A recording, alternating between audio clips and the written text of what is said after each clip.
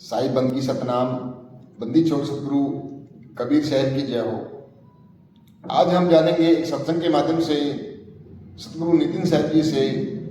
हमने कभी ये विचार किया है कि हमने गुरु तो बना लिया, हमने किसी न किसी को गुरु धारण तो कर लिया, क्या गुरु से हमारे जीवन का जो लक्ष्य है वो पूर्ण होगा या नहीं होगा। गुरु गुरु में भेद है, गुरु गुरु में भाव, सोही गुरु नित बंदिए जो शब्द बतावे ताव। हमें खुद का ज्ञान बता दे और जो परमात्मा का स्थान है, आत्मा का और परमात्मा का क्या भेद है।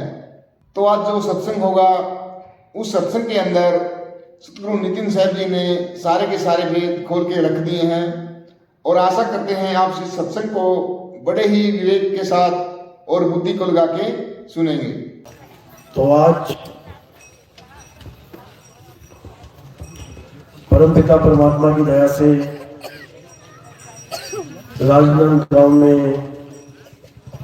ये मूल ज्ञान का प्रचार होने जा रहा है। बहुत बड़े भाव होते हैं उन जीवों के जो इस मूल ज्ञान को अपने पूरे जीवन काल में एक बार भी सुन पाते हैं, और उससे भी बड़े भाव होते हैं उन जीवों के जो इस ज्ञान को थोड़ा सा भी समझ पाते हैं।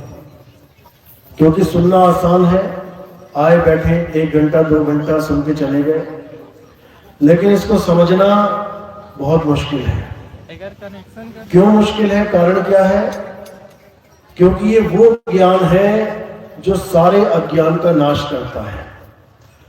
और हमें जो भी ज्ञान आज तक हमारे माता पिता के द्वारा, हमारे पूर्वजों के द्वारा, हमारे गांव के विद्वानों द्वारा, हमारे धर्म के द्वारा, हमारे मजहब के द्वारा जो भी ज्ञान हमें मिलता है, ये ज्ञान उससे आगे की सीढ़ी है।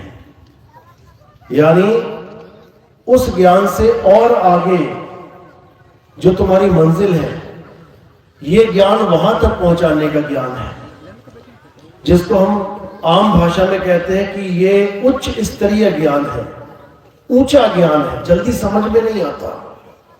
जैसे छोटी क्लासें होती हैं, 1ली, 2री, 5वीं, 7वीं, ये सभी पार कर लेते हैं। हर बच्चा 1ली पास कर लेता है, 2री पास कर लेता है, 3री, 4थी। जैसे जैसे क्लास बढ़ने लग जाती है, बच्चे फेल होना शुरू कर देते हैं।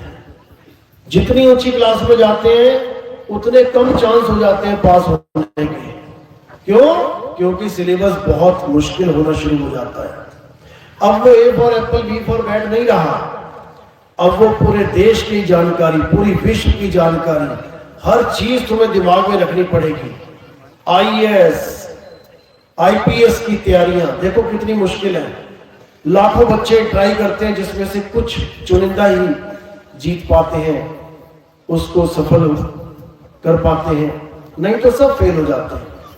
इसी प्रकार जैसी दुनियावी पढ़ाई पास करना इतना मुश्किल है, तो सोचो वो आध्यात्मिक पढ़ाई पास करना कितना मुश्किल होगी। छोटी सी नौकरी लेने के लिए इतना बड़ा एग्जाम देना पड़ता है, उसमें चंद लोग पास हो पाते हैं, तो सोचो वो परमपिता परमात्मा, उसको पाने के लिए कितनी पढ़ाई करनी पड़ेगी, कितना बड़ा एग्जाम देना पड़ेगा। इसलिए ये ज्ञान जल्दी किसी को समझ में नहीं आता। लेकिन मैं अरदास करूंगा मालिक से, परमात्मा से अरदास करूंगा कि आप सब मेरे भाइयों को ये ज्ञान बिल्कुल आराम से, सहज ही समझ में आने लग जाए। क्योंकि इस ज्ञान को बड़े तरीके से समझाया जाएगा, बड़े आसान तरीके से, ताकि जो ज्यादा बुद्धिमान, जिसको कहते हैं ज्यादा चतुर सयाना ना भी हो, तब भी उसको समझ में आ जाए कि आखिर बताया क्या जा रहा है। तो आज का सत्संग शुरू करने से पहले परमात्मा के नाम पे जयकारा लगाएंगे, फिर ये सत्संग शुरू करेंगे। बोलिए परमपिता परमात्मा की, सतगुरु बंदी छोड़ कबीर साहिब की, सभी संतों की, सभी भक्तों की, गांव नगर बस्ती की, आज के आनंद की, सकल हंस को बंदगी साहेब बंदगी। तो कबीर साहब समझा रहे हैं कि तुम्हारे जीवन में आज तक जितने भी गुरु आए, जितने भी प्रकार का तुमने ज्ञान लिया, जितने भी प्रकार के धर्म जात जो भी तुम्हें कुछ देके गए, अच्छी बात है, कुछ नहीं से कुछ भला। तुम घर में बैठे हो, कभी स्कूल नहीं गए, सारी उम्र ना जाओ, उससे अच्छा है कि तुम LKG UKG में ही एडमिशन ले लो, कम से कम अपना नाम लिखना सीख जाओगे। लोग तुम्हें अंगूठा टेक नहीं कहेंगे, अंगूठा छाप नहीं कहेंगे, तुम अपना नाम लिख सकते हो, यही बहुत है तुम्हारे माथे से अंगूठा छाप नाम का कलंक मिटाने के लिए। जो अपना नाम लिख सकता है वो अंगूठा नहीं लगाता। लेकिन नाम भी कैसे लिखेगा? जब तक कोई गुरु धारण नहीं करेगा, किसी से सीखेगा नहीं। तो इसीलिए कबीर साहब कहते हैं कि धन्यवाद तुम्हारे, अगर तुम्हारे जीवन में कोई गुरु आया, धन्यवाद। किस किस ने गुरु धारण किया है? हाथ खड़ा करो जरा, पता लगे कितने गुरुमुख हैं इस गांव में। बहुत बढ़िया, कमाल होगी ये तो, बहुत सुंदर, बहुत बढ़िया, दिल खुश हो गया सुन देख के। कहने का मतलब लगभग 99% लोगों ने गुरु धारण कर रखा है, बहुत अच्छी बात है। अब हमारा सत्संग समझने में देर नहीं लगेगी, क्योंकि निगुरा हमारा सत्संग जल्दी नहीं समझ पाता, लेकिन गुरुमुख बड़े विवेक से, बड़े प्रेम से हर बात समझेगा। तो साहिब समझा रहे हैं कि बहुत धन्य भाग है तुम्हारे कि तुम्हारे जीवन में गुरु पधारे, लेकिन उससे भी बड़े भाग होते हैं जब तुम्हारे जीवन में सतगुरु पधारते हैं। समझ लो, एक तो है गुरु धारण करके बैठे हैं और एक वो जो सतगुरु धारण करके बैठे हैं। दोनों में फर्क क्या है? आज इस फर्क को समझाएंगे ताकि जितने भी हंस हैं मालिक के, परमात्मा के, वो ये बात समझ पाए कि हमने जो गुरु से ज्ञान प्राप्त किया है उससे हमारा कल्याण होगा या नहीं होगा। बिल्कुल क्लियर कर देंगे आज। तो कबीर साहब क्या समझा रहे हैं? गुरु मेरे सब ही बड़े, अपनी अपनी ठौर और शब्द विवेकी पारखी, सो माथे का मौन। कहते हैं धन्यवाद तुम्हारे जीवन में गुरु आए। गुरु मेरे सभी बड़े, अपने अपने गुरुओं की शरण में रहना चाहिए, अपने अपने गुरु को महान समझना चाहिए, लेकिन अपनी अपनी ठौर, वो कहां तक की बात कर रहा है उसको भी जान लेना चाहिए। जैसे 10वीं तक पहुंचने के लिए आपको 10 बार गुरु बदलना पड़ेगा। पहली क्लास का गुरु अलग, दूसरी का अलग, तीसरी का अलग, चौथी का अलग, पांचवी का अलग, छठी का अलग, हर बार क्लास टीचर बदल जाएगा। लेकिन ये समझना चाहिए कि अगर मैं एक गुरु को छोड़ के दूसरे के पास जा रहा हूं तो मेरी तरक्की हो रही है, यानी प्रमोशन हो रहा है, या मेरा डिमोशन हो रहा है, ये समझ लेना चाहिए। हमारे जीवन का मकसद केवल गुरु धारण करना नहीं है, हमारे जीवन का मकसद है सच्चे शब्द को प्राप्त करना, सच्चे नाम को प्राप्त करना, सच्चे ज्ञान को प्राप्त करना। और वो सच्चा नाम, सच्चा ज्ञान जो हमें देगा वही सतगुरु है। तो एक गुरु में और सतगुरु में क्या भेद है, अच्छे से समझ लो। कह रहे गुरु मेरे सभी बड़े, अपनी अपनी ठौर समझा दी साहिब ने कि कोई देवताओं का पुजारी बना देगा गुरु। बहुत से गुरु हैं, टीवी खोल के देखो, यूट्यूब पे देखो, तुम्हें किसी ना किसी देवता की पूजा करवा देगा। और देवता ही क्यों, और नीचे, यानी तुम्हें भूत प्रेतों की, यक्ष चंडालिनी की पूजा कराने वाले गुरु भी बैठे हैं। आप देखो खोल के टीवी, आप एक बार यूट्यूब पे सर्च करो काला जादू कैसे सीखे, देखो कैसे गुरुजी मिलते हैं तुम्हें। काला जादू सिखाने वाला पता नहीं तुमसे किन किन भूतों की पूजा करवा देगा जिनके तुमने कभी नाम ना सुने हो, वो भी गुरु है। वो भी अपनी ठौर पे ज्ञान दे रहा है। उससे ऊपर का गुरु मिल गया तो तुम्हें देवी देवताओं की पूजा करवा देगा। वरुण देव की पूजा करो, शनि देव की पूजा करो, फलाने देव की पूजा करो, सारे देवी देव बैठे हुए। हिंदू धर्म में देवताओं की कमी नहीं है। उससे ऊपर का गुरु मिलेगा तो तुम्हें त्रिगुण की पूजा करवा देगा। ब्रह्मा विष्णु और महेश जी की, वो देवताओं को छुड़वा देगा, नीचे वाले देवताओं को छुड़वा देगा और ब्रह्मा विष्णु महेश जी की पूजा करवा देगा। इनसे भी ऊपर का गुरु जब मिलेगा वो तुम्हें ब्रह्मा विष्णु महेश भी छुड़वा देगा। वो किसकी पूजा करवा देगा? जगत जननी जगदम्बा की, जो तीनों गुणों को पैदा करती है, यानी महामाया की पूजा करवा देगा। उससे भी ऊपर का गुरु मिलेगा, वो इसको भी छुड़वा देगा। वो किसकी पूजा करवाएगा? वो ब्रह्म की पूजा करवा देगा, जिसको हम कहते हैं ब्रह्मांड का स्वामी, यानी ये सारी सृष्टि, इसका मालिक कौन है? ब्रह्म है। उसी का ज्ञान प्रकट करवा देगा और तुम क्या बन जाओगे? ब्रह्म ज्ञानी। तुम कहां लीन हो जाओगे अंत समय में? ब्रह्म लीन, तुम ब्रह्म में समा जाओगे। अब उससे भी ऊपर का गुरु मिलेगा, जो ब्रह्म की साधना भी त्याग देगा और छुड़वा देगा। वो किसकी साधना करवाएगा? पार ब्रह्म परमेश्वर की। पार ब्रह्म यानी ब्रह्म के भी पार।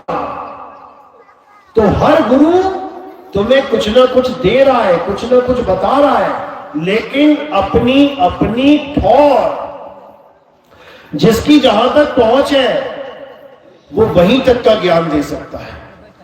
तो साहिब कह रहे हैं, गुरु मेरे सभी बड़े, अपनी अपनी ठौर शब्द विवेकी पारखी, सो माथे का मोर। अब ये क्या है? शब्द विवेकी पारखी। अब इन तीनों शब्दों पे जब आप ध्यान दोगे तब आपको समझ में आएगा कि यही है। गुरु तो बहुत है, हर गांव में गुरुजी बैठे हुए। तुम किसी भी गांव में जाके किसी से भी कुछ भी कह दो, यहां कोई गुरुजी है क्या? देखो तुम्हें घर तक छोड़ के आया। हर गांव में गुरु बैठे हैं, लेकिन सतगुरु ये गांव गांव में नहीं बैठते, ये घर घर में नहीं मिलते। सतगुरु कहते हैं बिरला होता है, पूरे संसार में कोई एक कोई दो होते हैं, समझ लो। अब कैसे जानेंगे वो सतगुरु है? हमें समझ में आना चाहिए कि शब्द विवेकी पारखी क्यों बोला है। शब्द यानी वो वस्तु जो गुरु हमें देता है। क्या लेने जाते हैं हम गुरु जी से? नामदान। नामदान में हमें क्या मिलता है? शब्द मिलता है।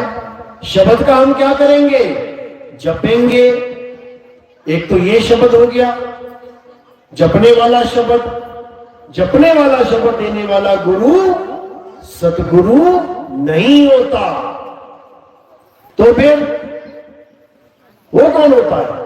कहते हैं शब्द विवेकी पारखी, जो शब्द पे विवेक करके पारख करवा दे। पारख यानी परख करवा दे कि तुम्हें सच्चा नाम मिला भी कि झूठा नाम मिल गया, तुम्हें परमात्मा का नाम मिला भी या काल भगवान का नाम मिल गया, तुम्हें निअक्षर नाम मिला भी या अक्षरों में नाम मिल गया। इसकी परख कराने वाले को शब्द विवेकी पारखी गुरु कहते हैं। और वो पूरे संसार में एक ही होता है। दो मैंने क्यों बोला? जब वो किसी की ड्यूटी लगा दे तब दो हो जाते हैं, तीन नहीं होते। यानी पहला गुरु कौन?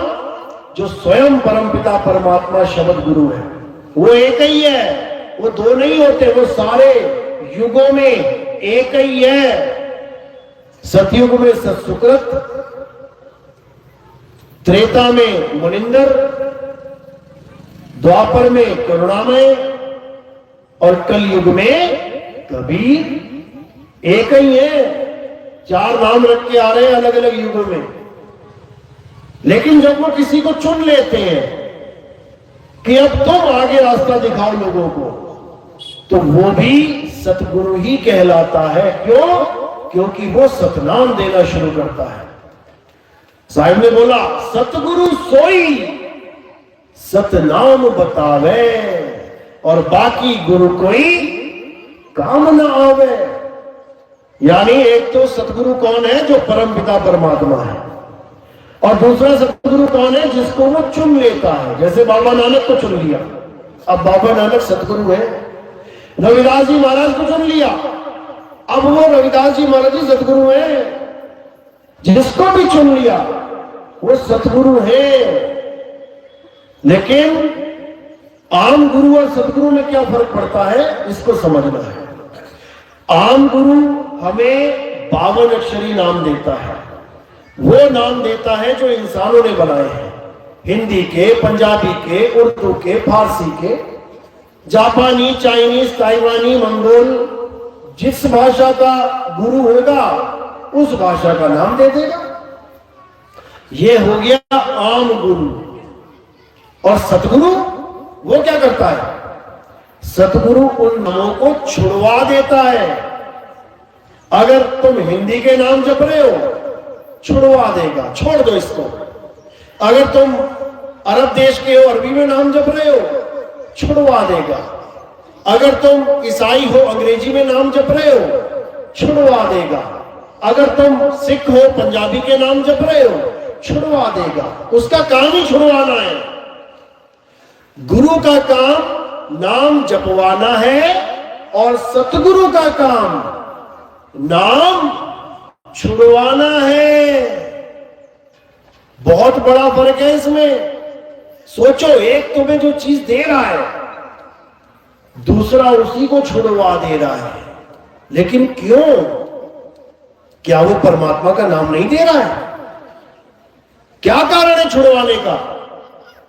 तो साहिब समझा रहे हैं, सोई गुरु पूरा कहावे, जो 2 अक्षर का भेद बतावे।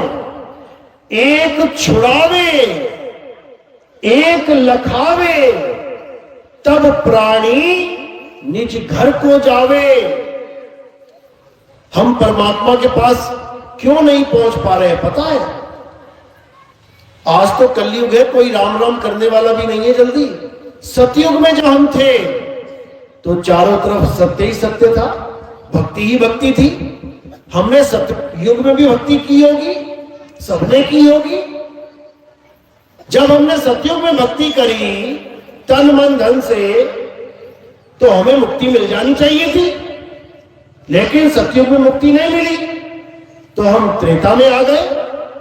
फिर त्रेता में भक्ति करी, हवन यज्ञ किए, पूजा पाठ किए, बहुत कुछ किया। अब हमें त्रेता में मुक्ति मिल जानी चाहिए थी, त्रेता में मुक्ति नहीं मिली तो द्वापर में आ गए। अब द्वापर में हमने इतनी भक्ति करी, इतनी भक्ति, इतने हवन यज्ञ पूजा पाठ किए, अरे द्वापर में हमें मुक्ति मिल जानी चाहिए थी, लेकिन द्वापर में भी नहीं मिली।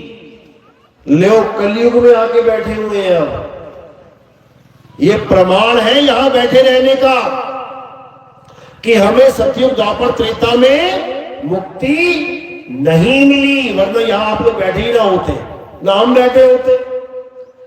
इसका मतलब हमने सतयुग द्वापर त्रेता में जो कुछ भी किया वो पूरा ज्ञान तो नहीं था, वो पूर्ण भक्ति तो नहीं थी, वो मुक्तिदायक भक्ति तो नहीं थी, उससे मोक्ष हमारा नहीं हो पाया। तो अब क्या करना है? अब वो करना है जो सतयुग द्वापर त्रेता में नहीं किया। अब वो करना है। और क्या छोड़ना है? जो सतयुग द्वापर त्रेता में खूब किया वो छोड़ देना है अब। क्योंकि अगर वही पकड़ के बैठे रहोगे तो वापिस आना पड़ेगा, बार बार आना पड़ेगा। तो क्या क्या किया हमने सतयुग द्वापर त्रेता में? अपने ग्रंथ खोल के देख लो। हमने यज्ञ किए, हवन किए, पूजा पाठ की, भगवानों के नाम जपे, नदियों में स्नान किया, तीर्थ स्थानों में गए, सब कुछ किया। जो भी आज तक हमें करवाया जा रहा है कलयुग में भी, वो हमने पहले भी किया हुआ है। उन्हीं की कहानियां सुन सुन के तो हम आज ये काम कर रहे हैं। तो जब हमने सब कुछ किया और हम मुक्त नहीं हो पाए, इसका मतलब अगर आज भी वही करेंगे तो भैया मुक्ति मिलने वाली नहीं है। तो अब क्या करना है? एक छुड़ाए। जो भी आज तक आपने किया सतयुग द्वापर त्रेता में, उस सबको छोड़ देना है। एक लखाए। अब क्या लखना है? जो हमने सतयुग द्वापर त्रेता में नहीं लखा। और क्या नहीं लखा? हमने अपनी आत्मा को नहीं लखा, हमने आत्म ज्ञान को प्राप्त नहीं किया। इसलिए हम पूजा पाठ, हवन, यज्ञ, मंत्र, जंत्र, तंत्र इसी में उलझे रह गए। तो कबीर साहब समझा रहे हैं, जल में मीन प्यासी, मुहे देखत आवे हासी। आत्म ज्ञान बिना नर भटके, कभी काबा कभी काशी। कहते जल में मीन प्यासी, पानी नहीं मछली है, लेकिन पानी नहीं मिल रहा उसको, प्यासी है बेचारी। मुझे देखत आवे हंसी, मुझे देख देख के हंसी आ रही है। आत्म ज्ञान बिना नर भटके, कि बिना आत्म ज्ञान के, यानी बिना आत्मा के ज्ञान के ये नर भटक रहा है। कहां भटक रहा है? कभी काबा कभी काशी। मुसलमान भाई है तो काबा जा रहा है, अल्लाह को पूजने, अल्लाह की बंदगी करने, अल्लाह की नमाज पढ़ने, अल्लाह को प्राप्त करने। और कोई हिंदू है तो वो कहां जा रहा है? वो काबा और काशी में नहीं है। साहिब कह रहे हैं, मोको कहां ढूंढे रे बंदे, मैं तो तेरे पास में, बिल्कुल पास में। लेकिन ये जीव उसको ढूंढने के लिए कहां जा रहा है? कभी काबा कभी काशी, कभी केदारनाथ कभी सारनाथ। जहां उसका मन कर रहा है, जहां उसको अच्छा लग रहा है कि वहां जाना चाहिए, भागा जा रहा है, लेकिन खुद में नहीं ढूंढ रहा। साहिब समझा रहे हैं कि तेरा परमात्मा कहीं और नहीं, तेरी आत्मा में है, तेरी आत्मा में विराजमान है वो। तो साहिब इशारा कर रहे हैं, ज्यों तिल माही तेल है और ज्यों चकमक में आग, तेरा साईं तुझ में है, जाग सके तो जाग। अब इससे ज्यादा क्या बोले वो? कह रहे जिसको तू ढूंढ रहा है वो तेरे अंदर विराजमान है। जैसे तिल अपने तेल को ढूंढने के लिए गली गली में भटकने लग जाए तो उसको सयाना कौन बोलेगा? अरे तिल में ही तेल है। अगर दूध घी को ढूंढने के लिए वन वन, पहाड़ पहाड़, जंगल, नदियों में जाने लग जाए तो कहां मिलेगा उसको? अरे दूध में घी है, जहां पर है वहीं पर खोज। तो इसी प्रकार साहिब समझा रहे हैं कि आत्म ज्ञान बिना नर भटके। आत्म ज्ञान, आत्मा के नाम सुना है ना सबने? आत्मा के नाम सुना है? सब लेके आए हो साथ में? किसी की घर तो नहीं छूट गई, तकिए के पास पड़ी रह गई हो, या कहीं खूंटी पे टांगी हो, उतारना भूल गए? ऐसा तो नहीं है ना? सब लेके आए हो अपनी अपनी आत्मा। क्या प्रमाण है? चेक करके देखो, हाथ लगा के देखो जरा, शायद भूल गया कोई। अभी कहे ना मोबाइल लाए हो कि नहीं? हाँ लाए। हाथ लगा के देखो, एकदम देख लोगे, हाँ लाया हूं जी, लाया हूं। आत्मा के लिए कहां हाथ लगाओगे? कैसे पता लगेगा आत्मा है कि नहीं है? आत्मा है तो ना साथ में, ऐसा तो नहीं है कि नहीं है। चलो तुम्हारे साथ है ना आत्मा, 24 घंटे साथ रहती है ना। बताओ आत्मा कैसी होती है? लंबी है, छोटी है, मोटी है, गोल है, लाल है, पीली है, गर्म है, ठंडी है, कैसी होती है आत्मा? कभी आत्मा को देखा है? किसी और की नहीं, अपनी की बात कर रहा हूं। कभी अपनी आत्मा को देखा? नहीं देखा, लेकिन 24 घंटे तुम्हारे साथ है। बस यही अज्ञान है। जो वस्तु तुम्हारे साथ 24 घंटे है, तुमने उसको नहीं देखा। और जो तुम्हारे घर से हजारों किलोमीटर दूर कोई मूर्ति लगी हुई है, तुम उसको देखने के लिए जा रहे हो। यही अज्ञान है। इसी को कबीर साहब कह रहे हैं कि घर में पड़ी वस्तु नहीं सूझे और बाहर ढूंढी। अरे जल में मीन प्यासी, मुझे देख आवे हांसी। ये प्रमाणित है कि आत्मा यहां पर है, लेके आए हो साथ में। कैसे प्रमाणित है? अगर आत्मा यहां ना होती ना तुम्हारे साथ, तो तुम रास्ते में कहीं पड़े होते। जहां पर वो तुम्हारा शरीर छोड़ देती, तुम वहीं कहीं पड़े होते गली में, यहां पहुंच भी नहीं पाते। अगर तुम यहां पहुंच गए हो, इसका मतलब आत्मा है। अब इसको ढूंढने कहां जाना पड़ेगा? अब इसको कहां ढूंढना है? जहां बैठे हो वहीं है। एक कदम चलने की जरूरत भी नहीं पड़ेगी इसको ढूंढने के लिए। यानी तिल को एक कदम भी चलने की जरूरत नहीं पड़ेगी तेल के लिए, बस अपने आप में ढूंढ ले।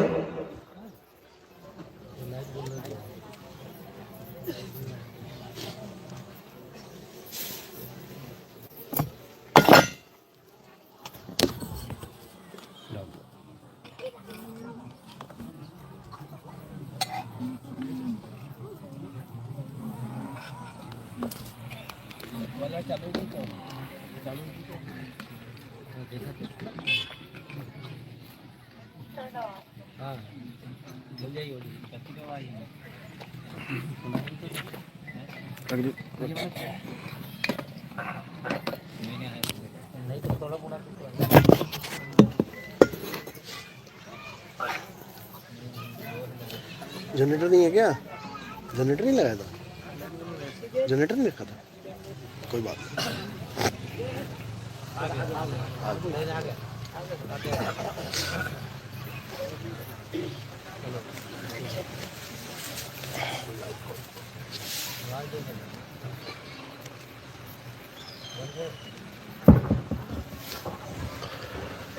तो कह रहे हैं कि ज्यों तिल माही तेल है, जो चकमक में आग, और तेरा साईं तुझ में है, जाग सके तो जाग।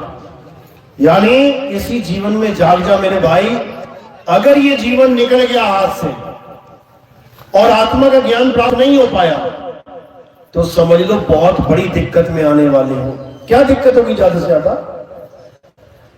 लोग सोचते हैं स्वर्ग में चले जाएंगे या ज्यादा से ज्यादा नरक में चले जाएंगे। ये स्वर्ग नरक तो कल्पना मात्र है भाई।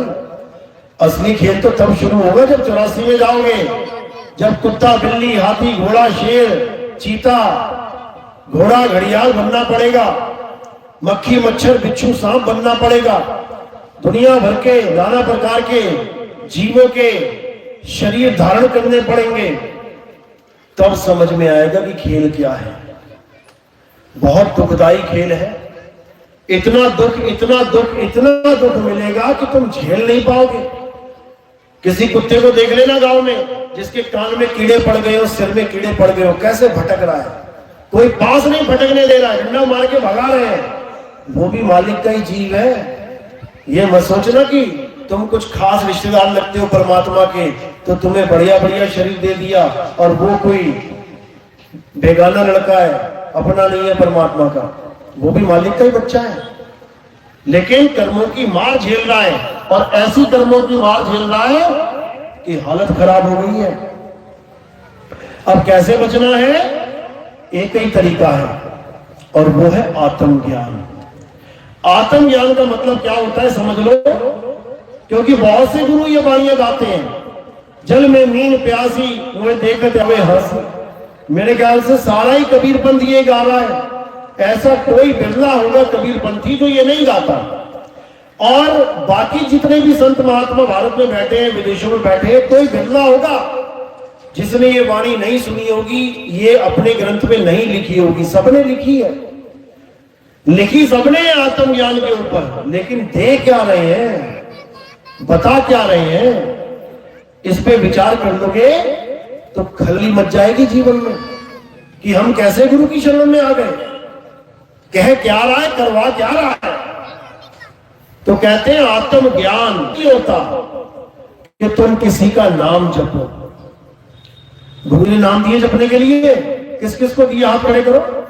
गुरु जी ने नाम जपने को दिया ना, जप रहे हो ठीक से? समझ लो, नाम जपना अलग चीज है, आत्मज्ञान अलग चीज है। आत्मज्ञान का मतलब समझ लो कि आत्मज्ञान होता क्या है। आत्मज्ञान नाम में ही अर्थ छुपा हुआ है। आत्म यानी खुद का, ज्ञान यानी बोध, इसी को कहते हैं आत्म बोध, यानी आत्म साक्षात्कार, यानी खुद का ज्ञान हो जाना। जैसे आत्महत्या, आत्महत्या का मतलब क्या होता है? 2-4 लोगों को मार दो, आत्महत्या हो गई? नहीं, आत्महत्या का मतलब होता है खुद की हत्या। इसी प्रकार आत्मरक्षा, आत्मरक्षा यानी खुद की रक्षा, किसी और की नहीं। आत्मनिर्भर यानी खुद पे निर्भर, किसी और पे नहीं। आत्म कल्याण यानी खुद का कल्याण, किसी और का नहीं। इसी प्रकार आत्म कथा यानी खुद की कथा, किसी और की नहीं। इसी प्रकार आत्म ज्ञान यानी खुद का ज्ञान, किसी और का नहीं। कि गुरुजी ने कोई नाम दे दिए जपने के लिए, बेटा राम राम जपो, बेटा राधे राधे जपो, बेटा ओम नमः शिवाय जपो, बेटा होगा या खुदा जपो, अल्लाह अकबर जपो। सिख है तो कहे बेटा वाहेगुरु जपो। ये वो ज्ञान नहीं है, ये वो ज्ञान नहीं है। आत्म कथा का मतलब बाकी सबको छोड़ के अपनी कथा लिखना। आत्महत्या यानी बाकी सबको छोड़ के अपनी हत्या करना। इसी प्रकार आत्मज्ञान यानी बाकी सबको छोड़ के अपने आप को जानना, इसको आत्म ज्ञान कहते हैं। इसीलिए बोला साहिब ने, आत्म ज्ञान बिना नर भटके, यानी आज हम अपने आप को छोड़ के हर चीज को भगवान मान के बैठे हैं। सोचो क्या क्या पूजा जा रहा है हमारे भारत देश में भगवान के नाम पे। सोचो एक बार, पीपल का पेड़, इंसान जन्म ऊंचा है या पीपल का जन्म ऊंचा है? 84 लाख योनियां पता है ना कैसे होती हैं? सबसे उच्च योनि कौन सी है? मनुष्य योनि है। पेड़ पौधे किसमें आते हैं? निचली योनियों में। जो चल नहीं सकते, जो घूम नहीं सकते कहीं, जो तना ऐसे तो ऐसे ही रहेगा, वो निचली योनियां है। इनसे ऊपर है हम। तो ऊपर की योनि वाला निचली योनियों की पूजा करने में लगा है, उसको परमात्मा मान के। और किसकी पूजा हो रही है? तुलसी की पूजा कर रहे हैं, सांप की पूजा कर रहे हैं, चूहे की पूजा हो रही है, गाय की पूजा हो रही है। यानी जितनी भी योनियां नीचे की है उसकी पूजा चल रही है। खुद की पूजा छोड़ के, खुद का ज्ञान छोड़ के किसी और की पूजा चल रही है। और ज्यादा बुद्धि विवेक आ जाए तो देवी देवताओं की पूजा चल रही है। हम देवी देवताओं को मान के बैठ गए कि देवी देवताओं को पूजना ही परमात्मा को पूजना है। बिल्कुल नहीं। द्वापर युग में कृष्ण जी ने खुद अपने हाथों से देवी देवताओं की पूजा बंद करवाई थी, याद है? देवी देवताओं की पूजा किसने बंद करवाई? कृष्ण जी ने। ये हवन यज्ञ पूजा पाठ नहीं करना है, किसी देवी देवता को नहीं पूजना है, ये कृष्ण जी ने द्वापर युग में बोला था। तो देवताओं ने क्या किया? देवताओं ने बारिश करना शुरू कर दिया कि डुबा देंगे इन सबको। तो कृष्ण जी ने क्या किया? एक उंगली पे गोवर्धन पर्वत उठा लिया, हमें बचाने के लिए। किससे? राक्षसों से, देवताओं से। समझ लो, कृष्ण जी ने ही देवताओं की पूजा बैन करवा दी थी, नहीं करनी है। तो ये दोबारा कैसे आ गई हमारे धर्म में? यानी कोई कृष्ण जी से भी बड़ा ज्ञानी आ गया है जिसने दोबारा से चालू करवा दी। दादाजी ने मना किया कि इस घर में मीट मांस नहीं आना चाहिए, लेकिन पता लगा 3-4 पुश्तों बाद वहां पे फिर मीट मांस चल रहा है। इसका मतलब दादाजी से भी बड़ा कोई आ गया है। जिसने दोबारा से स्टार्ट करवा दिया। विचार करना पड़ेगा। गीता में देवी देवताओं की पूजा में अध्याय 23वां श्लोक कि जो लोग देवी देवताओं की पूजा करते हैं वो अल्प बुद्धि जीव हैं। देवी देवताओं की पूजा करने वाले देवलोक को जाते हैं, भूत प्रेतों की पूजा करने वाले भूतों में जन्म लेते हैं, पितरों की पूजा करने वाले पितरलोक को चले जाते हैं। ये तीनों अज्ञानी मुझे प्राप्त नहीं कर पाते। बैटरी खत्म हुई क्या? कहते हैं ये तीनों अज्ञानी मुझे प्राप्त नहीं कर पाते, ये मुझ तक नहीं पहुंच सकते, ये निचली योनियों में ही भटकते रहेंगे। तो कहने का मतलब ये कि इस दुनिया में अगर कोई सबसे ऊंचा ज्ञान है तो वो आत्म ज्ञान है। आत्म ज्ञान, आवाज देखो, ये माइक दूसरा बैटरी खत्म होगी लग रहा है इसका, छोड़ रहा है, चार्जिंग खत्म है।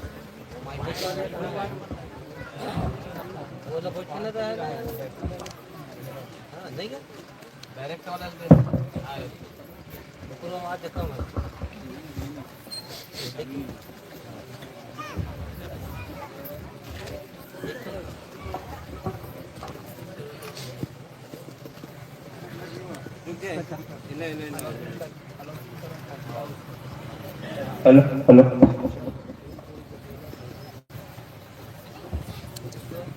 तो कह रहे हैं कि आत्म ज्ञान ही सर्वश्रेष्ठ ज्ञान है। क्यों है? क्योंकि आत्मा में ही परमात्मा का वास है। कबीर साहब कह रहे हैं आत्म में परमात्मा दर्शे, कि अगर तुम्हें परमात्मा का दर्शन करना है तो अपनी आत्मा में झांको।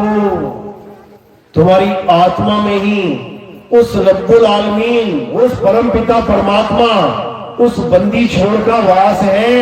लेकिन तुम अपनी आत्मा को छोड़ के हर चीज को पूजने में लगे हुए हो, जबकि सारे काम तुम्हारी आत्मा से सिद्ध हो रहे हैं। तुम पानी पी रहे हो किसकी वजह से? आत्मा की वजह से। तुम खाना खा पा रहे हो किसकी वजह से? आत्मा की वजह से। तुम मंदिर जाते हो, मस्जिद जाते हो, गुरुद्वारे जाते हो, चर्च जाते हो, किसकी वजह से? आत्मा की वजह से। तुम्हारे हाथ में थाली है, मंदिर जा रहे हो, रास्ते में आत्मा ने शरीर छोड़ दिया, सामने मंदिर है, बिल्कुल भगवान बुला लेगा क्या मंदिर के अंदर तक? आत्मा ने शरीर छोड़ दिया ना, तो वहीं दरवाजे में पड़ जाओगे, गिर जाओगे, अंदर जाने की हिम्मत नहीं है। वहां से उठा के लोग हॉस्पिटल ले जाएंगे, लेकिन भगवान तुम्हें अपने तक नहीं बुला पाएगा, क्योंकि तुम भगवान के पास आत्मा की वजह से जा पा रहे हो। समझ लो, तुम मंदिर में आत्मा की वजह से जा पा रहे हो, तुम जयकारे आत्मा की वजह से लगा पा रहे हो, तुम बोलते हो अल्लाहू अकबर आत्मा की वजह से, तुम बोलते हो जय श्री राम आत्मा की वजह से, तुम बोल रहे हो साहिब बंदगी आत्मा की वजह से, तुम बोल रहे हो वाहेगुरु आत्मा की वजह से, तुम बोल रहे हो गॉड आत्मा की वजह से। आत्मा है तो कुछ भी बोल रहे हो, और आत्मा नहीं तो कुछ भी नहीं बोल पाओगे। ना जय श्री राम, ना अल्लाहू अकबर, ना मंदिर जा पाओगे, ना मस्जिद जा पाओगे। तो उस आत्मा को जानो जिसकी वजह से ये सारी सृष्टि चल रही है। ये सब आत्मा की वजह से ही चल रहे हैं, और जहां आत्मा नहीं है वो हिल तक नहीं सकता। किसी मुर्दे के पास जाके उसको 100 गालियां दे दो, एक बार भी पलट के जवाब नहीं देगा। और किसी जिंदा को एक दे के देख लेना, तुम्हें बता देगा क्या होती है गाली। किसकी वजह से? आत्मा की वजह से। तो इसी आत्मा का ज्ञान हमने प्राप्त करना है, जिसकी वजह से हमारी काया माया सब चल रही है। सब कुछ हम आत्मा के आधार पे कर रहे हैं, लेकिन आत्मा को ही भूले बैठे हैं। इसीलिए कबीर साहब समझा रहे हैं कि जब लग ना चीनोगे आत्म, तब लगना मिली है परमात्म। आत्म चीने तो परमात्म चीने, और संत कहावे सोए यह भेद काया से न्यारा, बुझे बिरला कोई। कहते परमात्मा को ढूंढना चाहते हो भाई, तो आत्मा को ढूंढो पहले। अगर परमात्मा को ढूंढने के लिए निकल गए तो भटक जाओगे। घी को ढूंढने के लिए निकल, तो इसीलिए कबीर साहब आत्मज्ञान की बात करते हैं। और आत्मज्ञान क्या है? अपनी आत्मा को जान लेना। जैसे ये माइक चल रहा है, पंखा चल रहा है, किसकी वजह से? करंट की वजह से। अब अगर करंट ना हो तो ये माइक भी यहां है, पंखा भी यहां है, स्पीकर भी यहां है, सब कुछ है, फिर भी किसी काम का नहीं है। क्या करोगे बताओ? पड़ा हुआ है, देखते रहो इसको, चलेगा नहीं। इसी प्रकार इस आत्मा की वजह से तुम्हारी मां, तुम्हारा पिता, तुम्हारा भाई, तुम्हारी बहन, तुम्हारा पति, तुम्हारे बच्चे, ये सब चल रहे हैं। किसकी वजह से? आत्मा की वजह से। जब तक आत्मा है इनमें तब तक ये घर में रहेंगे, और जिस दिन आत्मा ने इसको छोड़ दिया, कौन रखेगा घर में? कौन रखेगा तुम्हें घर में? अगर तुम्हें कोई प्यार कर रहा है, केवल इसलिए कर रहा है क्योंकि तुम्हारी आत्मा विराजमान है। जिस दिन तुम्हारी आत्मा ने शरीर को छोड़ दिया, तुम भले कितने सुंदर क्यों ना हो, तुम भले पूरी दुनिया में नंबर 1 पे सुंदर क्यों ना हो, तुम्हें उठा के कहां रख दिया जाएगा? हिंदू है तो चिता पे रख दिया जाएगा, मुसलमान है तो जमीन में दफना दिया जाएगा। यानी तुम्हारी कोई कीमत नहीं रही। अगर कीमत है तो किसकी वजह से है? आत्मा की वजह से है। अब दुख की बात क्या है कि जो खुद आत्मा है वो अनात्मा की पूजा करने में लगा हुआ है। कौन है आत्मा? हम सब आत्मा ही हैं, शरीर नहीं है हम। शरीर तो हमने धारण कर लिया है। जैसे ये कपड़े लाल, पीले, हरे, गुलाबी। अब कोई कहे मेरी मां लाल है, मेरी भाभी हरी है, अरे मेरी सास पीली है, तो ऐसा नहीं है। ये कपड़े हैं, लाल, पीले, हरे, गुलाबी कपड़े हैं। आप कौन हो? आप कपड़े नहीं हो। समझ लो, जैसे ये कपड़े हैं इस तन के, वैसे ही ये तन कपड़ा है आत्मा का, इस जीव का। कोई काले कलर का है, कोई भूरे का, कोई गोरे का। देखो एक दूसरे के चेहरे, सबके रंग अलग अलग हैं। कपड़े हैं ये, कपड़ों के रंग होते, तुम्हारा रंग नहीं है। तुम तो जीव हो, जीवात्मा हो। जब तक ये शरीर धारण कर रखा है जीवात्मा हो। और जीवात्मा क्या होती है? अविनाशी। गाते भी हैं, ईश्वर अंश जीव अविनाशी, गाते भी हैं। लेकिन अविनाशी होता हुआ किसकी पूजा कर रहा है? नाशवान चीजों की, नाशवान चीजों की पूजा कर रहा है। जिसका एक दिन नाश हो जाएगा उसकी पूजा करने में लगा हुआ है। खुद अविनाशी है, खुद को जान ही नहीं रहा है। पत्थर की पूजा करने में लगा है, पत्थर को भगवान बना लिया इस अविनाशी जीव ने। साहिब समझा रहे हैं, अरे पाथर पूजे हरि मिले तो मैं पूजू पहाड़, और वासे ये चाकी भली जो पीस खाए संसार। कहते हैं अगर पत्थर पूजने से हरि मिल जाए तो पत्थर आता कहां से? पहाड़ से लाते हो ना। मैं पहाड़ी पूज लेता हूं, क्यों छोटा सा पत्थर पूजूं? भगवान मिलेगा तो बड़ा वाला मिलेगा, छोटा क्यों चाहिए भाई? और अगर पत्थर ही पूजना है तो कौन सा पत्थर पूजो? जो सारे धर्म के लोगों के काम आता है। मंदिर का पत्थर तो केवल हिंदुओं के काम आ रहा है पूजा के। मुसलमान तो ना पूज रहा उसको, सिख भी नहीं पूज रहा, ईसाई भी नहीं पूज रहा। लेकिन एक ऐसा पत्थर है जो सबके काम आ रहा है, उसका क्या नाम है? वासे ये चाकी भली पीस खाए संसार। ये जो चक्की चल रही है ना, आटा, गेहूं पीसने वाली, आटा कहां से मिलता है? चक्की से ही तो मिल रहा है। किसको मिल रहा है? हिंदू को, मुसलमान को, सिख को, ईसाई को, सबको। गांव में एक चक्की है और चक्की खराब हो जाए तो कौन परेशान होगा? हिंदू, मुस्लिम, सिख या ईसाई? सारे परेशान हो जाएंगे। सब दौड़ेंगे, दूसरे गांव में चक्कर लगाएंगे, भैया यहाँ कोई चक्की है कि हमारे गांव की चक्की तो खराब हो गई। तो वो पत्थर अगर भगवान माना जाए तो फिर भी समझ में आता है कि सारा गांव उसके सहारे चल रहा है। लेकिन मंदिर वाला पत्थर, उसको भगवान मान लिया, ये तो बड़ा गलत हो गया काम। क्यों गलत हुआ? कारण क्या है? क्योंकि वो भगवान जो ने बनाया है पत्थर रूपी, वो अपने मंदिर की भी हिफाजत नहीं कर सकता, वो अपने मंदिर की रक्षा नहीं कर सकता। मंदिर में गल्ला है, रात में चोर है, गल्ला उठा के ले गए, सुबह अखबार में आया कि जी इच्छा पूर्ति मंदिर में गल्ला चोरी हो गया। अब रिपोर्ट लिखवा रहे हैं भगवान का सामान चोरी हो गया, इंसान ढूंढेगा। पता लगा थोड़े दिनों में अष्टधातु की मूर्ति थी, भगवान को उठा के ले गया चोर। अब फिर रिपोर्ट लिखवा रहे हैं कि जी भगवान गुमशुदा, भगवान को उठा के ले गए चोर, किडनैप हो गया। जी बताओ क्या किया जाए? समझो बात को। क्या भगवान को इंसान चोरी करके ले जा सकता है? सोचने वाली बात है, समझने वाली बात है। कभी नहीं ले जा सकता। किसको ले जा रहा है? वो पत्थर को ले जा रहा है। किसने स्थापित किया? आदमी ने किया। किसने बनाया? आदमी ने बनाया। किसने ऑर्डर दिया था बनाने का? आदमी ने बनाने का ऑर्डर दिया था।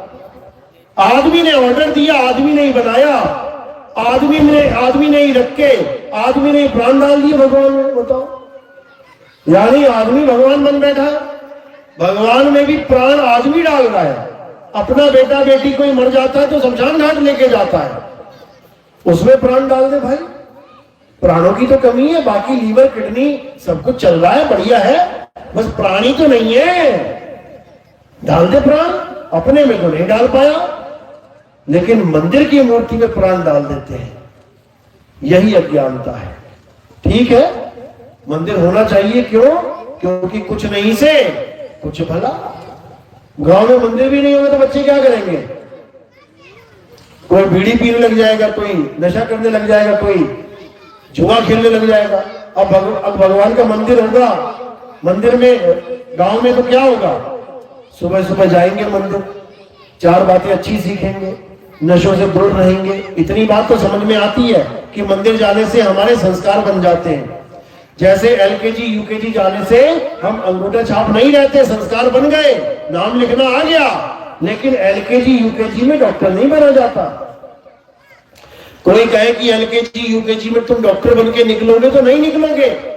इसी प्रकार मंदिर में रह के तुम आत्मज्ञानी कभी नहीं बन सकते। क्यों? क्योंकि मंदिर में रह के तुम कभी आत्मा की पूजा कर ही नहीं सकते। किसकी पूजा करोगे? जो सामने पत्थर दिख रहा है उसकी, जो सामने भगवान दिख रहा है उसकी। और जब तक किसी और की करोगे तब तक खुद को जान ही नहीं पाओगे। हम बचपन से ही ये गाते आए हैं, याद रखो इसको। कहते हैं हमको इतनी शक्ति देना मन विजय करे।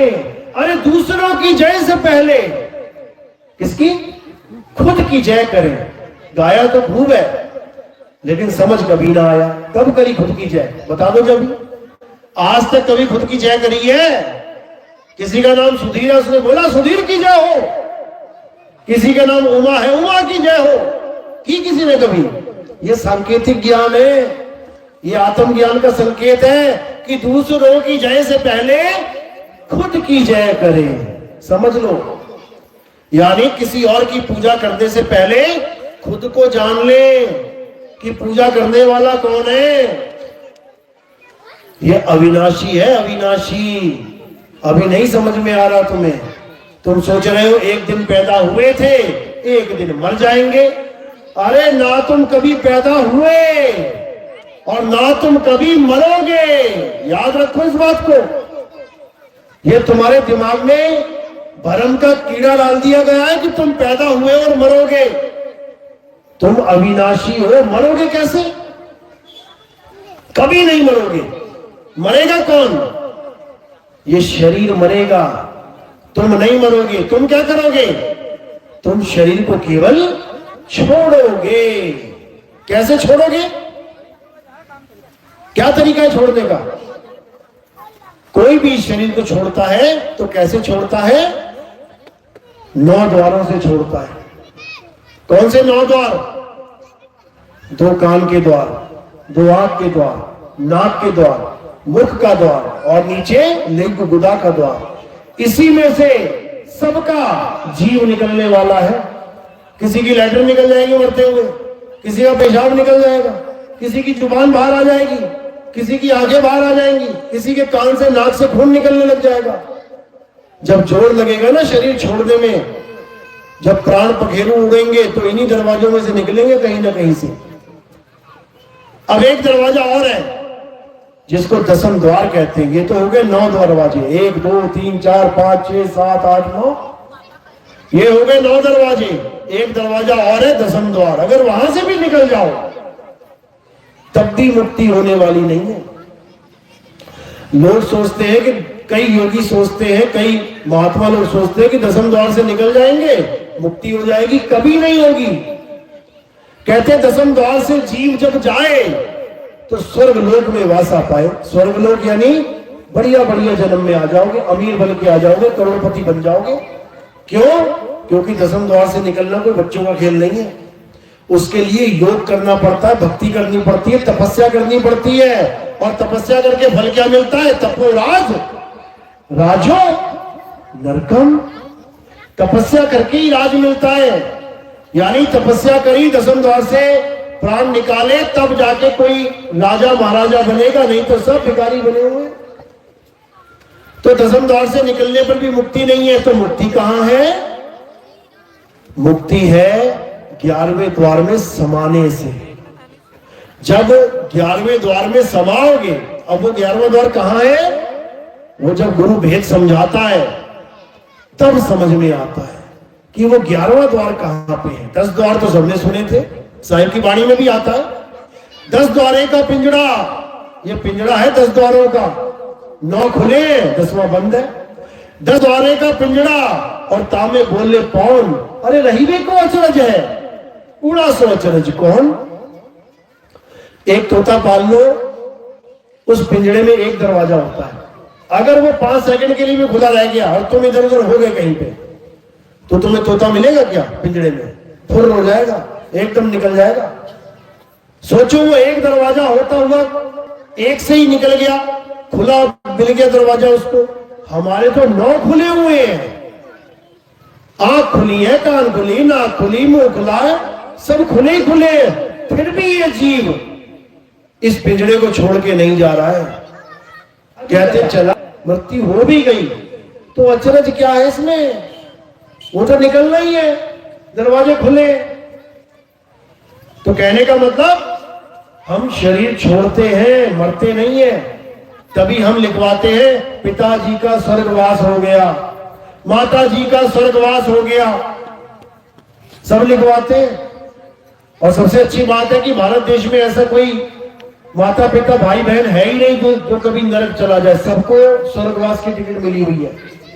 वो पूरे गांव का सबसे बड़ा नशेड़ी, सबसे बड़ा अमली, सबसे बड़ा लड़ाका, सबसे बड़ा गालीबाज, सबसे बड़ा चोर, सबसे बड़ा डाकू क्यों ना हो, उसके मरने के बाद क्या लिखवाएंगे? पिताजी का स्वर्गवास हो गया। भैया अगर ये स्वर्ग चला गया ना तो बाकी तो पता नहीं कहां जाएंगे। यानी इतना आसान समझ लिया है स्वर्ग भेजना हम लोगों ने कि मरते जाओ और स्वर्ग जाते जाओ।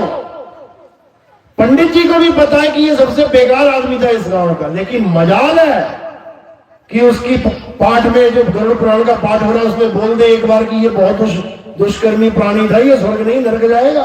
बोल के दिखाए पंडित जी। एक पंडित नहीं बोल पाएगा ये बात। क्यों? उसको पता है फिर मिल चुकी दक्षिणा, हो गया कल्याण। फिर जहां 2000 मिल रहे थे वहां 2 रुपए भी नहीं मिलेंगे। इसलिए ढका रहने दो मामला।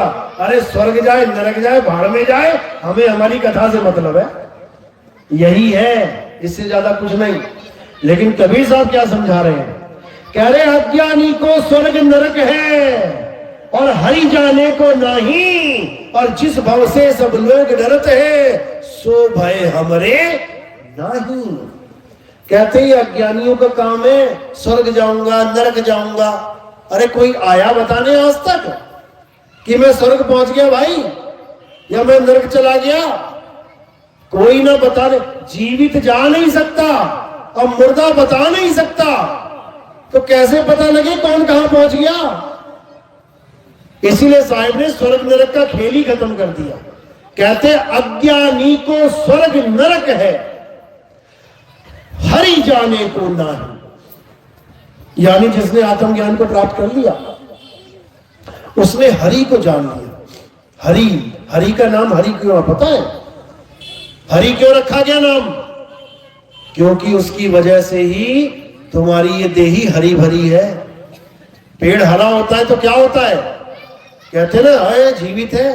और पेड़ सूख गया, पत्ते सूख गए तो क्या कहते हैं? ये पेड़ खत्म हो गया, मर गया, सूख गया, काट दो, जला दो।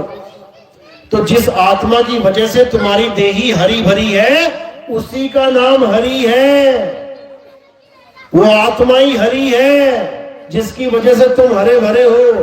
और जैसी आत्मा छोड़ देती है शरीर को, सूखे पत्ते की तरह मुंह हो जाता है तुम्हारा। आत्मा तुम्हारे साथ है, देखो कैसे चहचहाते हुए, कैसे खिले खिले चेहरे दिखेंगे तुम्हारे। और आत्मा छोड़ दे शरीर को, तुम्हारे चेहरे की तरफ देखने का मन नहीं करेगा किसी का। आंखें कहीं घूम जाएंगी, मुंह कहीं टेढ़ा हो जाएगा और बिल्कुल रौनक खत्म हो जाएगी चेहरे की। तो वो हरि आत्मदेव है।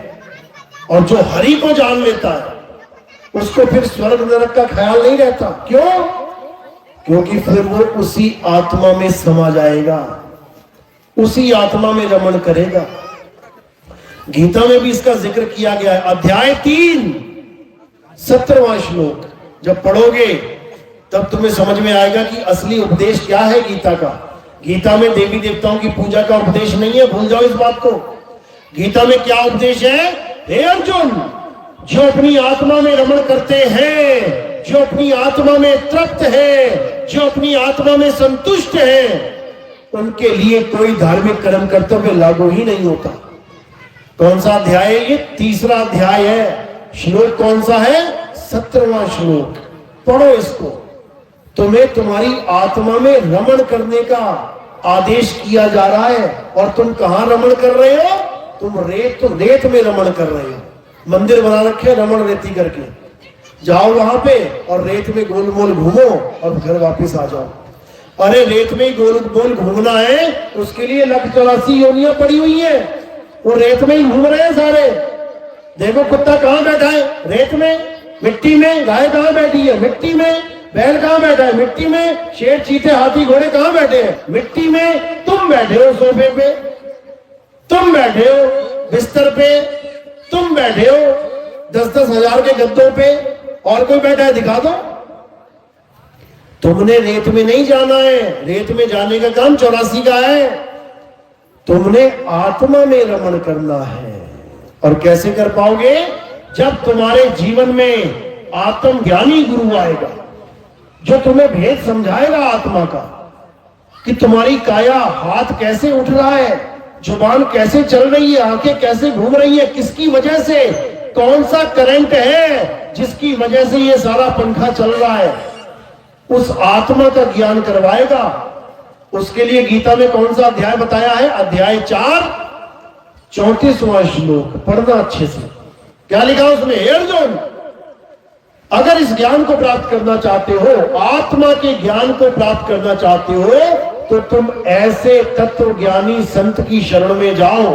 तत्वज्ञानी मतलब जो तत्वों का ज्ञान रखता हो। आत्मा भी एक तत्व है। जैसे 5 तत्व है नाशवान, वैसे आत्मा तत्व है अविनाशी, जिसको निहि तत्व भी कहा जाता है। यानी 5 तत्वों जैसी नहीं है ये निहि तत्व है। लेकिन उसके ज्ञान को भी तत्व ज्ञान समझाने के लिए बोला जाता है। तो कहते हैं ऐसे गुरु की शरण में जाओ जो तत्व ज्ञानी हो। वही तुम्हें तुम्हारी आत्मा का ज्ञान समझा सकता है। एक बार आत्मा का ज्ञान हो जाने पर तुम कभी नाशवान तत्वों में नहीं भ्रमण करोगे, कभी अज्ञान को प्राप्त नहीं कर पाओगे। यानी जिसको नहीं पता करंट कैसा होता है, उसके सामने तुम लाख बार कह दो करंट ऐसा है, करंट वैसा है, वो सुन तो लेगा तुम्हारी बात, लेकिन कभी समझ नहीं पाएगा कि आखिर ये बात कर किसकी रहा है, ये करंट होता कैसा है। जैसे 1 घंटा हो गया मुझे आत्मा आत्मा आत्मा करते हुए, सुन सब रहे हैं आत्मा आत्मा आत्मा, लेकिन कुछ लोग के चेहरे देख रहा हूं मैं, सोच रहे हैं यार क्या आत्मा आत्मा लगा रखा है, क्या है ये आत्मा, क्यों नहीं समझ पा रहे हो? क्योंकि तुमने कभी आत्मा को जाना नहीं है। इसी प्रकार जिसने कभी करंट का झटका खाया नहीं, उसके सामने तुम लाख बार कह दो अरे करंट बड़ा खतरनाक होता है, करंट बड़ा झटका मारता है, करंट लग जाए तो हालत खराब, वो समझ ही नहीं पाएगा कैसे हालत खराब होती है। किस किस को करंट नहीं लगा, कभी हाथ खड़ा करो जरा। आज तक किसी को करंट ऐसा है कोई जिसको नहीं लगा? सभी करंट खाए बैठे हैं, सभी करंट खाए बैठे हैं। एक भी अगर ऐसा होता ना जिसे नहीं लगा, एक लड़की ने उठाया हाथ, तुम्हें लगा? लगा करंट? लग चुका? नहीं लगा? अब इससे तुम पूरे दिन पूरी रात पूछते रहो कैसा होता है करंट, ये तुम्हें कभी बता नहीं सकती, ये बता नहीं सकती कि कैसा होता है करंट। लेकिन अगर इसको करंट का ज्ञान चाहिए तो बेटा वो है स्विच, बस एक बार छू के देख ले, एक बार छुएगी सारी उम्र नहीं भूलेगी कि करंट क्या होता है। उसके बाद जहां भी करंट का नाम आएगा ऐसे कान खड़े हो जाएंगे, अरे भाई बड़ा खतरनाक है ये तो, समझ लो। ये आत्मज्ञान केवल उसको समझ में आता है जो आत्मा को जान चुका है। बाकी केवल जिज्ञासावश सुनते हैं, जिज्ञासावश पंथ में जुड़ते हैं कि मैं भी चाहता हूं आत्मज्ञान, मुझे भी पता लग जाए कि आत्मा होती कैसी है। इसीलिए संतों के पास जाते हैं लोग कि जो संत ज्ञान लेके बैठा है, मुझे क्यों नहीं हुआ आज तक ये ज्ञान? अरे करंट तो मेरे पास भी है, तभी तो मेरा शरीर चल रहा है। 1 लाख पंखे हैं, 1 लाख पंखे करंट से चल रहे हैं। बताओ एक पंखा दूसरे पंखे के पास जाएगा क्या करंट लेने? सबके पास है, लेकिन अज्ञानतावश एक पंखा दूसरे की पूजा कर रहा है कि तू भगवान तू भगवान। अरे तू भी भगवान है, तेरे पास भी करंट है, तू अपने करंट को जान, दूसरों की पूजा छोड़। समझ लो, यही साइंस समझा रहे हैं। अरे सब घट मेरा साइया, सुनी सेज न कोय, और बलिहारी वा घट की जिस घट प्रगट होए। कहते बलिहार जाता हूं मैं उस घट के जिसमें आत्मज्ञान प्रकट हो जाए। जहां आत्मज्ञान प्रकट हो गया वहीं परमात्मा का वास है, कहीं जाने की जरूरत नहीं पड़ेगी, नहीं पड़ेगी। तो इसीलिए कहीं जाने की जरूरत नहीं है, जहां तुम बैठे हो वहीं आत्मा है, जहां पंखा चल रहा है वहीं करंट है, कहीं जाने की जरूरत नहीं है। बस करना क्या है?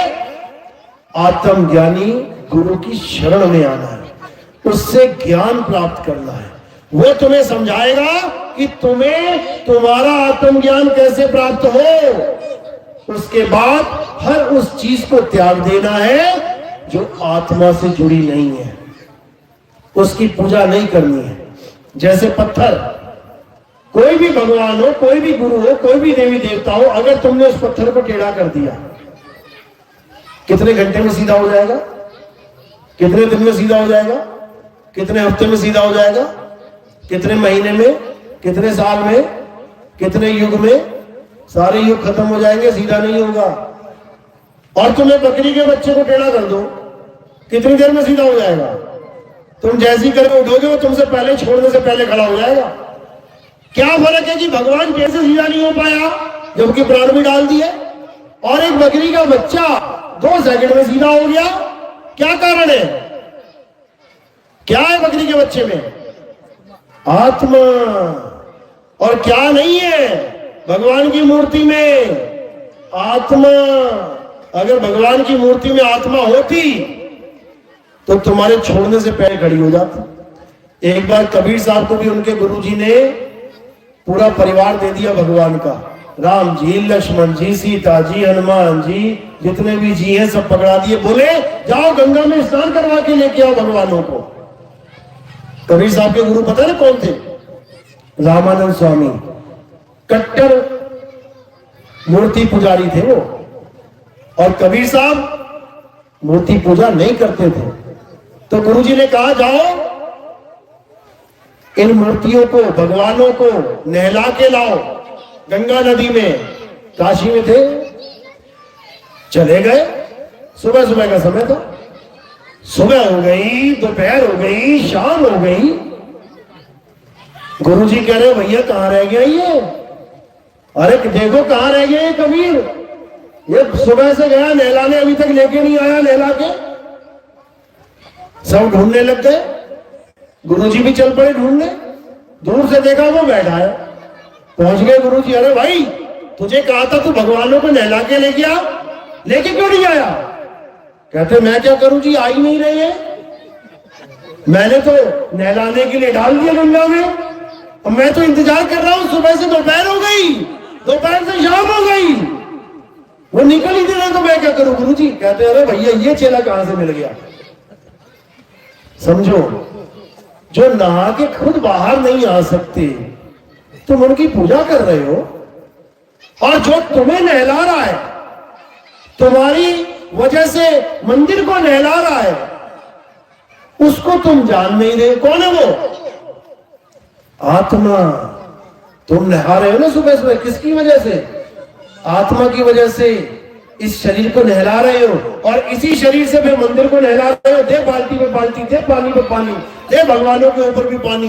किसकी वजह से? आत्मा की वजह से। तो जिसकी वजह से सब नहा रहे हैं तुम उसी को नहीं जानते हो, उसको जानो।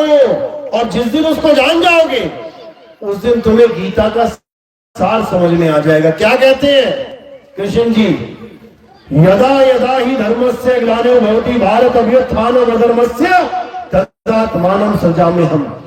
कि जब जब धर्म की हानि होती है, अधर्म बढ़ जाता है, तब तक मैं अवतार लेके आता हूं इस दुनिया में धर्म की स्थापना करने के लिए, ज्ञान बांटने के लिए।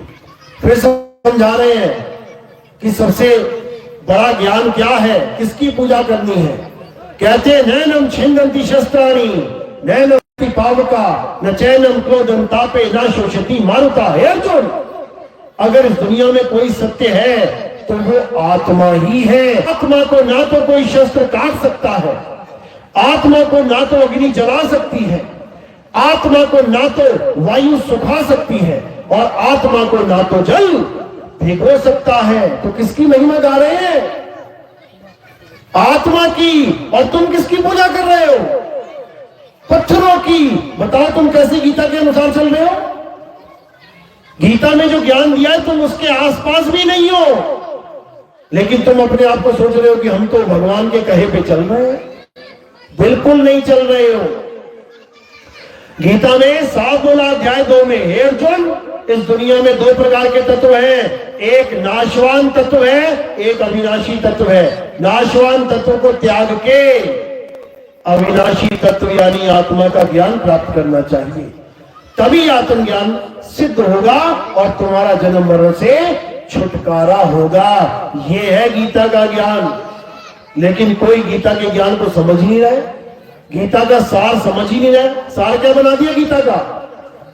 तो क्या लेके आया है तो क्या लेके जाएगा? जो मिला यहां मिला, जो छोड़ेगा यहां छोड़ेगा। ये तो एक शराबी भी दे देगा इतना ज्ञान तो तुम्हें। शराब पी के वो भी बोलेगा तू क्या लेके आया है, तू क्या लेके जाएगा। ये बोलने वाले भी बैठे हैं। फिर तो वो कृष्ण जी का अवतार वही होगा, सार बोल रहा है। गीता का सार कौन बोल सकता है? कृष्ण ही बोल सकते हैं। और गीता का ज्ञान क्या है? आत्मज्ञान। और आत्मज्ञान क्या है? जो किसी को नहीं पता वो है आत्मज्ञान। किसी को नहीं पता, क्योंकि वो बताने के लिए भी कोई आता है। वो आएगा, बताएगा, तब तुम समझ पाओगे कि आत्मज्ञान क्या होता है। ये कोई गली में मोहल्ले में पड़ा हुआ ज्ञान नहीं है कि मैं जा रहा था मुझे रास्ते में मिल गया। ये परमात्मा का ज्ञान है, ये ऐसे नहीं मिलता। बड़े भाग होते हैं, साहिब कहते हैं अरे लाखन में कोई समझ ना पई है और कोटि मध्य जानेंगे। तो कहे कबीर सुनो भाई साधो हमें बिरले हंस पहचानेंगे। कहते कोई बिरला होता है करोड़ों में जो समझ पाता है कि ये आत्मज्ञानी गुरु मुझे क्या समझाना चाहता है। बाकी किसी का ये बोल क्या रहा है, ऊपर से जाती है सारी बातें। जिस पर मालिक की कृपा हो वही समझ पाता है कि आखिर ये चाहते क्या है गुरु जी, क्या बताना चाहते हैं मुझे। मेरी बातें समझ में आ रही हैं? किस किस के समझ में आ रही है? हाथ खड़ा करो, एक बार फिर से हाथ खड़ा करो जरा। बहुत बढ़िया, ज्ञानी पुरुष हो गए सारे। अभी जन्माष्टमी आ जाएगी ना, अभी सब मंदिर में ढोलकी बजाते मिलेंगे। सारा ज्ञान व्यान छू मंत्र हो जाएगा। आत्मा वात्मा, कौन सी आत्मा कैसी आत्मा। जो ढोलकी बजा के गाना गाएगी ना वो आत्मा ही है, उसको जानना है। चलो तो आज का सत्संग यही समाप्त करते हैं। और हमारे आश्रम में आरती होती है। आरती किसकी होती है? हमारे यहाँ कैलेंडर की, फोटो की, मूर्ति की, इनकी आरतियां नहीं होती हैं। इन नाशवान वस्तुओं की आरतियां नहीं होती हैं। हमारे हमारे यहाँ आरती किसकी होती है? आत्मा की। हमारे यहाँ गुरु की आरती होती है, आत्मदेव की आरती होती है। जो गुरु ज्ञान देता है वही आत्म ज्ञान है, वही आत्मज्ञानी है, उसी की आरती होती है। चलो आरती करेंगे, उसके बाद